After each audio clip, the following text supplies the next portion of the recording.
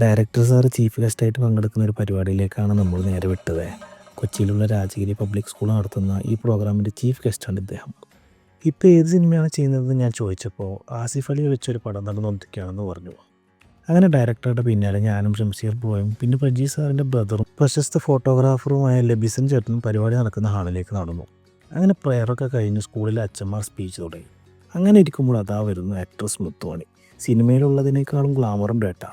എന്നെ നോക്കുന്നുണ്ടായിരുന്നു. സ്കൂൾ പിള്ളേരുടെ ഇടയിൽ ഇവൻ എന്താ കാര്യം എന്നായിരിക്കും ആലോചിച്ചിട്ടുണ്ടാകും. അങ്ങനെ ഓരോരുത്തരായി പ്രസംഗം തുടങ്ങി. ഞാനെല്ലാം ശ്രദ്ധയോടെ കേട്ടിരുന്നു. അവസാനം കണ്ണുകൾ അടയുന്നത് പോലെ തോന്നിയപ്പോൾ മെല്ലെ പുറത്തേക്ക് ഇറങ്ങി. ആക്ട്രസ് മുത്തുവാണിക്ക് പോകേണ്ട വണ്ടി അപ്പോഴേക്കും വന്നിരുന്നു. പിന്നാലെ പ്രജി സാറും വന്നു. എല്ലാവരും പ്രസംഗം കേട്ട ക്ഷീണത്തിൽ കാറിലിരുന്ന് ഞാൻ അല്പം മയങ്ങിപ്പോയി.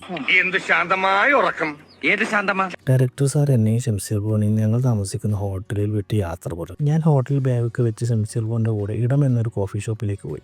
ഞങ്ങൾ അവിടെ ഇരുന്ന് അവിടുത്തെ ഒരു സ്പെഷ്യലായ കാവ്യം കുടിച്ച് വിശേഷങ്ങൾ പങ്കുവെച്ച് അവിടെ എങ്ങനെ ഇരുന്നു.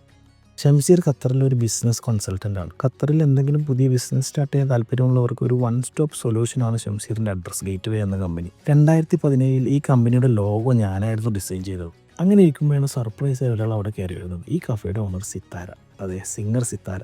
കൊച്ചിയിൽ എങ്ങോട്ട് തിരിഞ്ഞാൽ സിനിമാക്കാരാണല്ലോ പഠിച്ചോനെ, എന്തൊരു വിനയമാണെന്നോ. അങ്ങനെ നമ്മളുടെ കൂടെ ഫോട്ടോസൊക്കെ പോസ്റ്റ് ചെയ്ത് സിത്താര ചേച്ചിയോട് യാത്രയും പറഞ്ഞ് പോകാൻ നേരം നൗഫൽ ബ്രോയും ഷെഫീഖ് ബ്രോയും അവിടെ എത്തി. അങ്ങനെ ഷെഫീഖ് ബ്രോൻ്റെ വണ്ടിയിൽ നമ്മൾ ഫോർട്ട് കൊച്ചിയിലേക്ക് പോയി. ഇവിടെ നൗഫൽ ബ്രോൻ്റെ കസിൻ നടത്തുന്ന ഒരു റെസ്റ്റോറൻറ്റ് ഇട്ടു. അവിടെ നിന്നാവാം ഇന്നത്തെ ഡിന്നർ എന്ന് നൗഫൽ ബ്രോ പറയും. ഒരു രക്ഷയുമില്ലാത്ത ഫുഡായിരുന്നു കേട്ടോ. പല വിഭവങ്ങളും വന്നു, എല്ലാം ഒന്നിനൊന്ന് മെച്ചം. എല്ലാം കേട്ടിയപ്പോൾ വയറിനൊരു സ്തംഭനം പോലെ. എന്നാൽ പിന്നെ ഒരു ലൈം ടീയും കൂടി കുടിക്കാമെന്ന് വെച്ചു. ഒരു ലൈം ടീയും കുടിച്ച് ഫോർട്ട് കൊച്ചിയോട് യാത്രയും പറഞ്ഞ് ഞങ്ങൾ ഹോട്ടലിലേക്ക് തിരിച്ചു.